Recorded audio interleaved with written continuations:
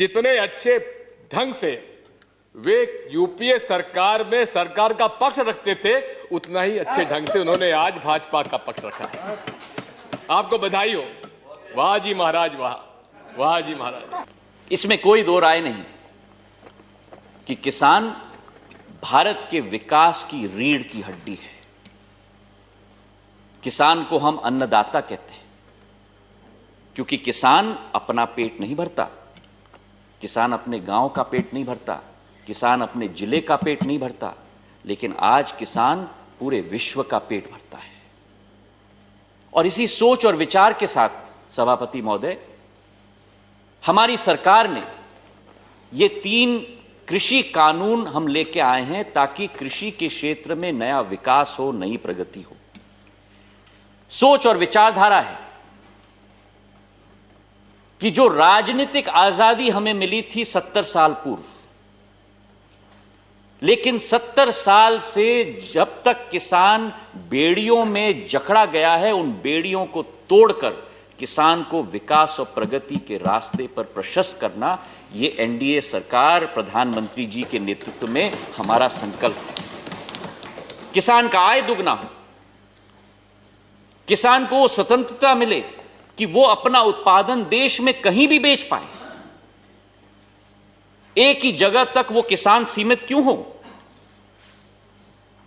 और इसलिए ये कानून लाए गए और जरूर संवाद होना चाहिए। जैसे मेरे भाई मनोज जी ने कहा, 11 बार सरकार ने संवाद की है। जब डेडलॉक हुआ है तब सरकार ने यह भी कहा है कि तीनों कानून को हम 18 महीनों के लिए स्थगित करेंगे। लेकिन इस बात का मुझे आश्चर्य है कि जिन लोगों ने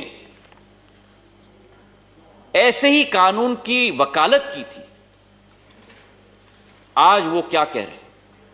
2019 का अगर हम कांग्रेस पार्टी का चुनाव घोषणा पत्र पढ़ें सभापति महोदय, और आपके समस्त में रखना चाहता हूं,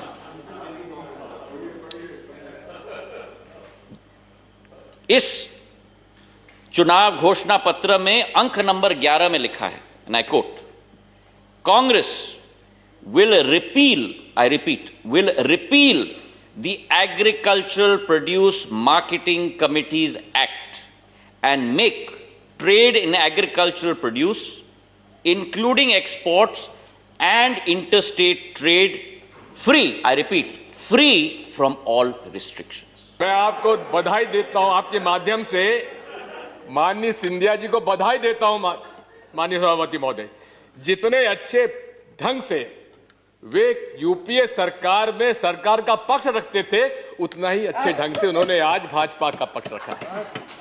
आपको बधाई हो। वाह जी महाराज, वाह, वाह जी महाराज। प्लीज प्लीज, हमेशा रहेगा।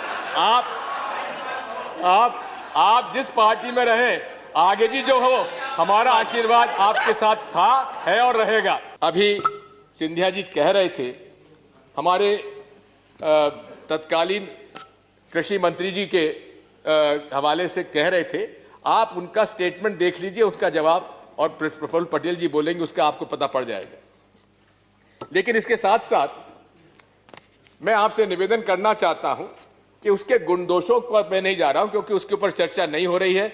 अगर चर्चा होती तो उसके क्या क्या, कौन कौन से एक्ट में कहां क्या कमी, मैं आपको बताता। लेकिन आपने कांग्रेस मैनिफेस्टो की बात की है। कांग्रेस मैनिफेस्टो में, sir, I take 5 minutes more sir. उसमें मैनिफेस्टो में था, लेकिन मैनिफेस्टो में यह कहा था कि इस पर आम सहमति नहीं होगी। हमने मांग की थी कि आप ऑर्डिनेंस हम जो है उसको वापस करिए और सेलेक्ट कमेटी बनाइए। यहां पर अमेंडमेंट आए थे, सदस्यों ने दिए थे।